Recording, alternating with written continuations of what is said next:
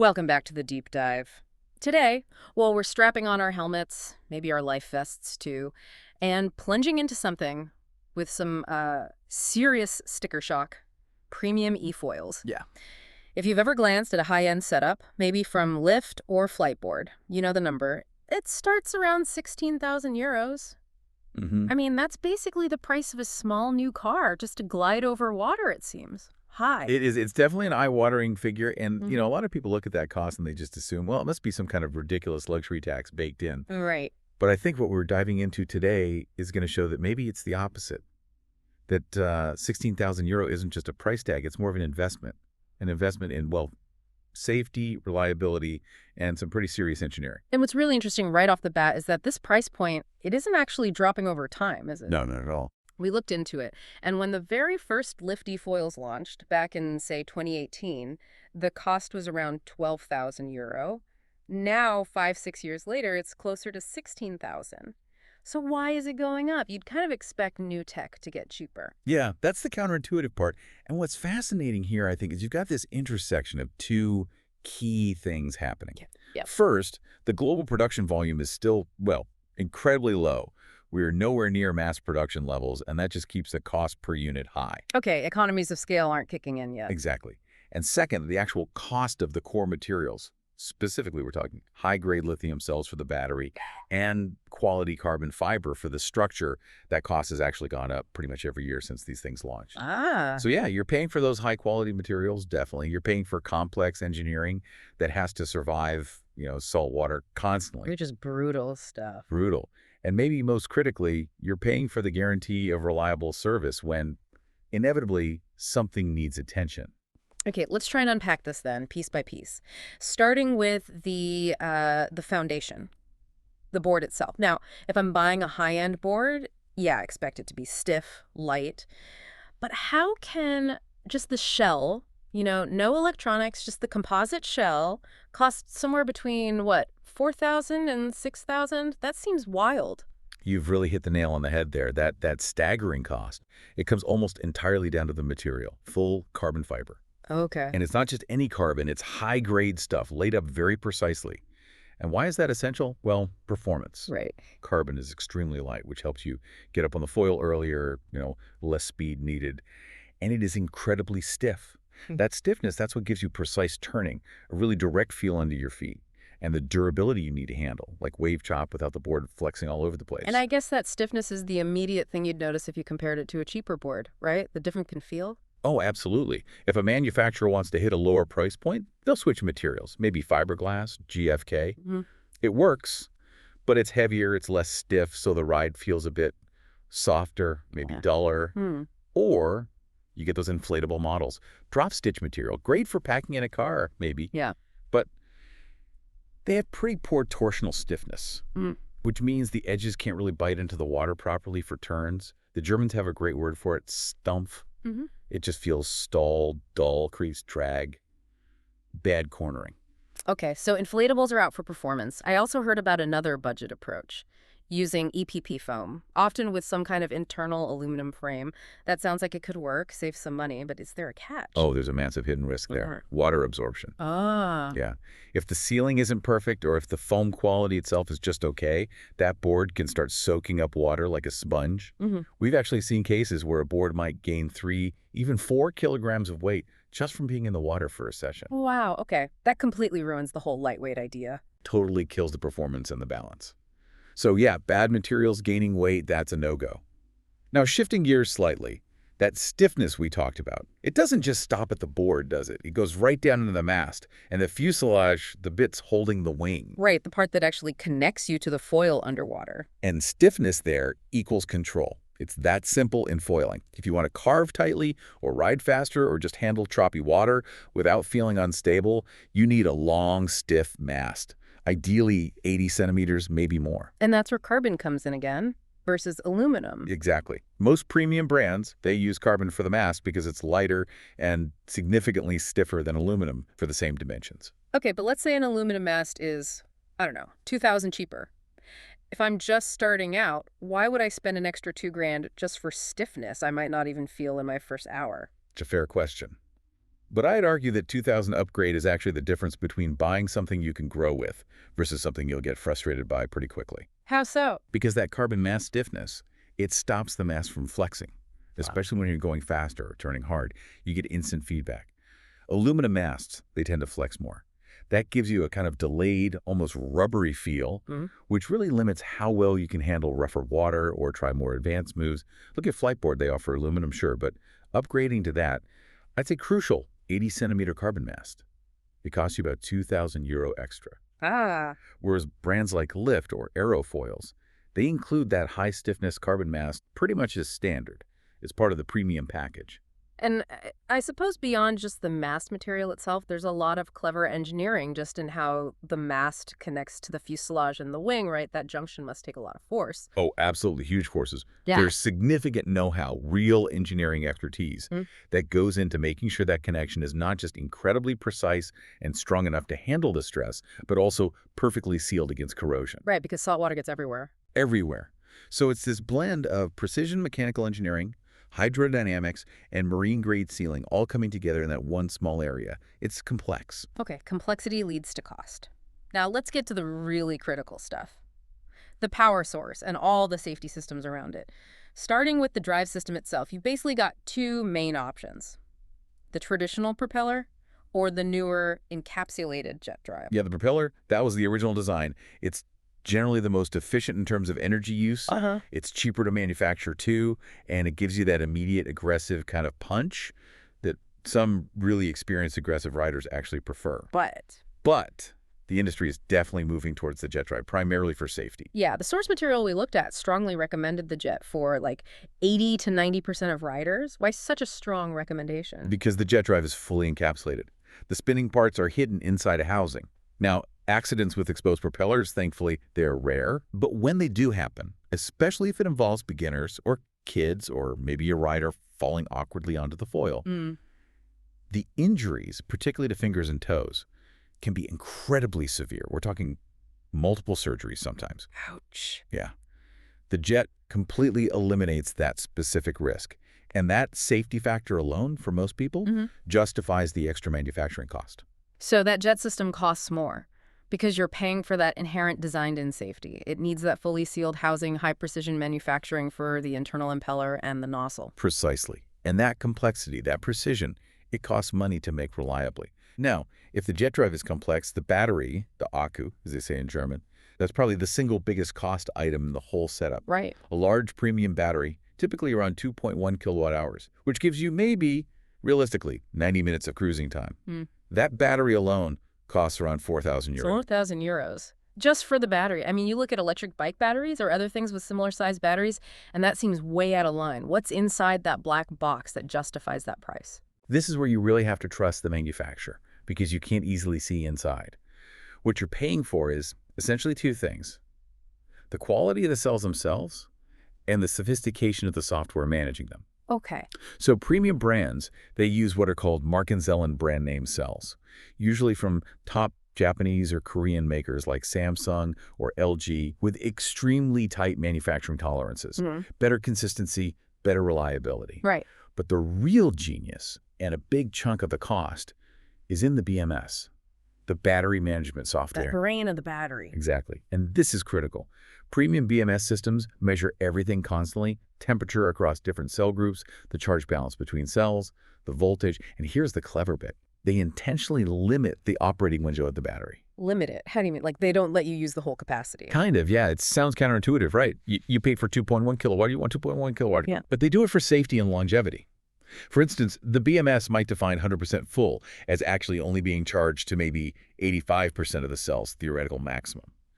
And it might define 0% empty as stopping discharge when there's still, say, 20% physical charge left in the cells. Why would they do that? Cheat you out of range. It's intelligent self-preservation for the battery. They do this to avoid overstressing the lithium cells right at the very top and very bottom of their charge cycle. That's where cells degrade fastest, and where the risk of overheating or, well, catastrophic failure like fire is highest. Ah, okay. So it dramatically extends the battery's lifespan and makes it safer. Hugely safer, cheaper systems. They often push the cells much harder, right to the limits, to boast about maximum range or power. but it drastically shortens the battery life and increases the risk profile. Okay, that makes sense. And beyond just managing the cells day to day, these premium batteries also have to pass some pretty expensive mandatory tests just to be shipped around, don't they? They do. That's the UN 38.3 certification. Hmm. It's a whole suite of rigorous tests. Involves shaking them violently, exposing them to extreme temperatures, short-circuiting them, crushing them, basically proving they can withstand abuse during transport without becoming dangerous. Wow. Getting that certification, it involves a lot of testing and heaps of documentation. It's a significant compliance cost that gets built into every single premium battery unit. And it's something, frankly, that some lower-tier brands might try to skirt around. Right. Okay, so if the battery is the VIP, then the charger is its bodyguard. We're talking about these high-tech chargers, like the Delta Q units mentioned, costing 1,200 to 1,500 euro just for a charger. How can a charger cost that much? Because, again, it's not just a basic power brick. It's actually a communicating safety device. Communicating with the battery. Yeah, that premium charger talks digitally to the battery's BMS software. So let's say you just finished riding, you pull the battery out, it's still warm from use. You plug it into a cheap, dumb charger, it just starts cramming electricity in regardless of the temperature. That's really stressful for the cells and potentially dangerous if it's too hot. Okay. But the premium charger, it communicates with the BMS. The BMS says, hold on, I'm still at 45 degrees Celsius. The charger says, okay, I'll wait. It won't start the main charge cycle until the battery temperature drops to a safe level programmed into the BMS. That's clever. It's a crucial safety feature. It's the ultimate safeguard against uncontrolled charging, which is a known fire risk with lithium batteries. And that communication, that intelligence, is completely absent in the generic, cheap power supplies you might get with budget systems. Yeah. You're paying for that safety protocol. Got it. Okay, let's shift to performance then, the parts that actually make the magic happen out on the water, the wings, the hydrofoils themselves. This feels like we're moving into pure R&D hydrodynamics. Absolutely. This is really where the premium brands often flex their muscles and where a lot of their R&D budget goes. The wings, meaning the main front foil and the smaller rear stabilizer wing, they have the single biggest impact on how the board actually feels to ride. How so? Well, they determine your stability, how easily you lift off, your top speed potential, how tightly you can carve, how efficiently the whole system runs. Basically, everything about the ride character comes from those wing shapes. And getting those shapes right isn't easy, I assume. Not at all. That knowledge is expensive. It comes from years of testing and refinement. You have companies like eFoils who've literally been designing foils for various water sports for, 15 years now? Wow. Or look at eFoils. Their chief technology officer was apparently a world champion aerobatics pilot. He's applying super complex principles of flight dynamics directly to how these things move through water. That level of expertise costs money. It's interesting, though, what the research suggested about the learning curve. Apparently, when you're a total beginner, you're just so thrilled to be lifting off the water at all. Yeah, right. Yeah, the magic carpet feeling. Right, that you don't even notice the difference in wing quality initially. That's absolutely true. For the first, say, 5 or 6 hours, just standing up and cruising straight is the whole focus. Yeah. But as soon as you start wanting to turn properly, ride in choppier water, or just feel more connected and efficient, that's when the difference becomes massive. That's when a high-precision, purpose-designed wing, perfectly matched to the rest of the system, makes the ride feel intuitive and effortless, whereas a cheaper, maybe copy wing design that might not be properly tuned for the specific motor power or mass stiffness. That's when things start to feel unstable or inefficient or just plain frustrating. That R&D cost translates directly into sustained performance and enjoyment after the initial beginner phase. Okay, performance is in the wings. Now, shifting to control and information, the remote control. This seems like another area where premium models add features and cost. We're seeing things like clear, large color displays showing speed, battery levels for both the board and the remote, error messages. Yeah, and while it might seem like a minor thing, having that information clearly available at a glance really does enhance both the user experience and, arguably, safety. How so? Safety? Well, knowing your exact battery percentage lets you judge how far you can go and still get back. Relying on just, say, 3 blinking lights is much less precise. Also, clear error messages can help diagnose a problem quickly. And honestly, for many riders, especially those of us who might need reading glasses, Yeah. having a large, bright, clear display is just much easier to read quickly while you're bouncing over waves. It allows you to make faster decisions. It's notable that Flightboard actually charges quite a bit extra, maybe 500 or 600, just for the upgrade to their clearer color display remote. People value that information density. Right. And then there are all the hidden costs, things the average buyer probably never even thinks about. We mentioned saltwater corrosion earlier. I assume all the electrical bits need serious waterproofing. Oh, absolutely. You need really high IP ratings, ingress protection ratings like IP67 or even IP68 for pretty much all the components and connectors. That means they have to be proven dust-tight and capable of withstanding immersion in water. Achieving that reliably involves complex and expensive sealing technologies and rigorous testing. And that's just the physical protection. What about regulatory stuff? Radio signals, electrical compliance? Yeah, that's another big hidden cost layer, especially in Europe. Manufacturers have to comply with all sorts of stringent EU directives. There's the Radio Equipment Directive, or RED, for the wireless remote control, proving it doesn't interfere with other signals. Okay. There's mandatory CE conformity, which covers general safety. And then there's extensive electromagnetic compatibility testing, EMV, to ensure the powerful electric motor and battery system don't emit excessive electromagnetic interference. That sounds complicated and expensive. It is. It means submitting entire systems to certified external labs for weeks, sometimes months, of testing, generating all the required technical documentation.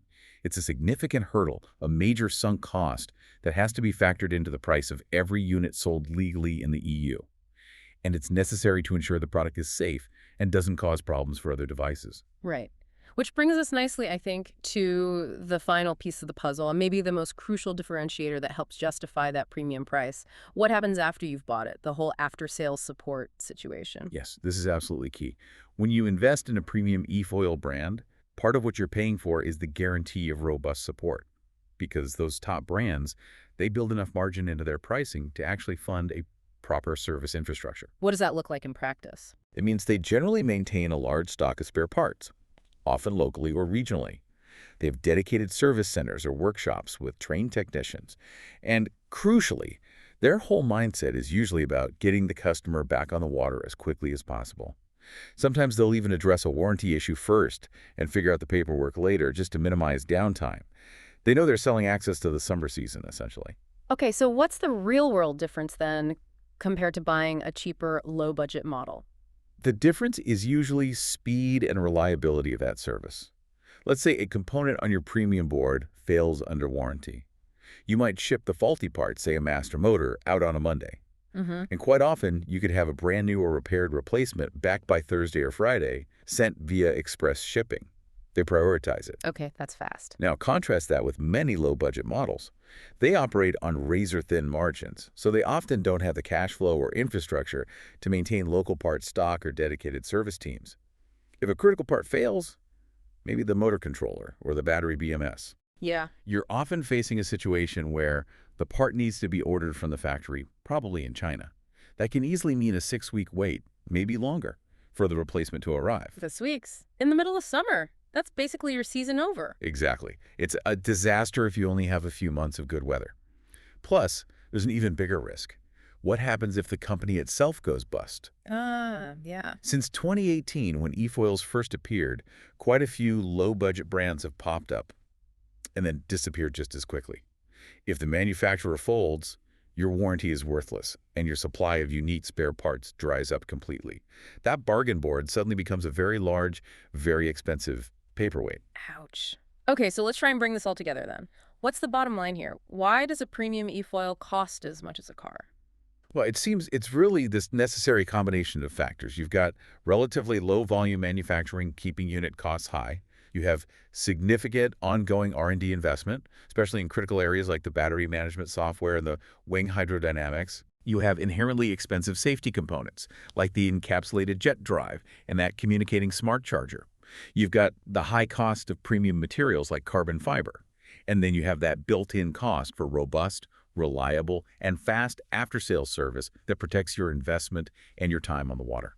So the cost really reflects reliability, proven safety engineering, superior performance that you'll appreciate after you learn the basics, and that guarantee of support. Exactly. And Given the, let's be honest, relatively high risk of things going wrong with these complex machines in harsh saltwater environments, plus the potentially long downtime and poor riding experience on cheaper models, Yeah.